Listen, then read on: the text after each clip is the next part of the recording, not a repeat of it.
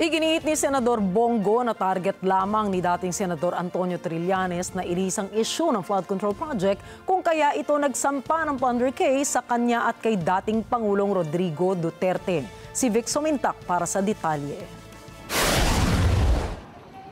Tinawag ni Senador Christopher Bongo na diversionary tactics ang paghahain sa kanya ng kaso ni dating Senador Antonio Trillanes IV sa Office of the Ombudsman.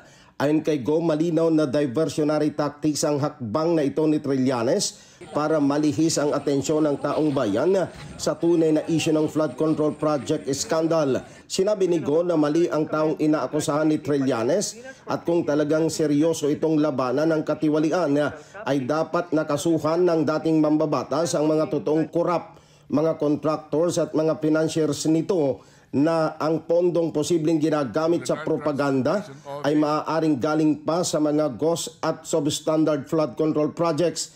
Hindi na rin ikinagulat ng senador ang pagsasampa sa kanya ng kaso ni Trillanes dahil makailang ulit na siniraan din siya noon pang parehong issue mula 2018, 2021 at 2024. Nananawagan din si Go sa Ombudsman, sa Independent Commission for Infrastructure o ICI at DPWH na maging patas at alamin ang katotohanan lalo na sa tunay na issue sa gobyerno at sa maanumalyang flood control projects. I have been expecting this complaint and now we are in the proper forum to prove the baselessness of his allegations. I now have the opportunity to answer him point by point before the Ombudsman and not on media anymore. I will cooperate with the investigation and abide by its legal processes. The truth will be revealed and believe that justice and fairness shall prevail. Naghain ng kasong plunder sa Office of the Ombudsman si dating Senador Trillanes laban kina dating Pangulong Rodrigo Duterte at Senador Bongo kaugnay sa 7 billion pesos na infrastructure projects. Sa 24 na pahinang complaint sa affidavit, sinabi ni Trillanes ang dalawang opisyal ay umabuso sa kanilang kapangyarihan noong mayor pa hanggang sa maging presidente si Duterte kasama si Go para makupo ang mga infrastructure projects na nagkakahalaga ng 7 bilyong piso.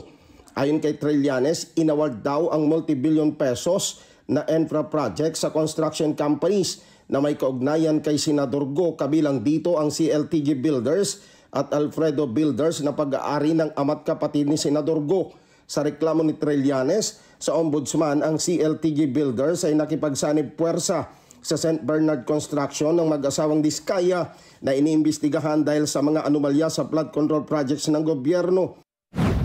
Ngayong araw na ito ay nag-file tayo ng plunder case laban kay Duterte, kay Bongo, sa tatay ni Bongo at sa kapatid niya.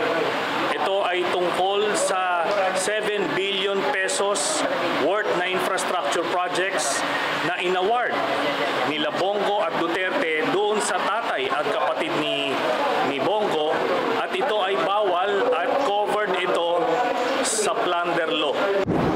Vic Somintak para sa mata ng Agila, matatag, matapang, matapat.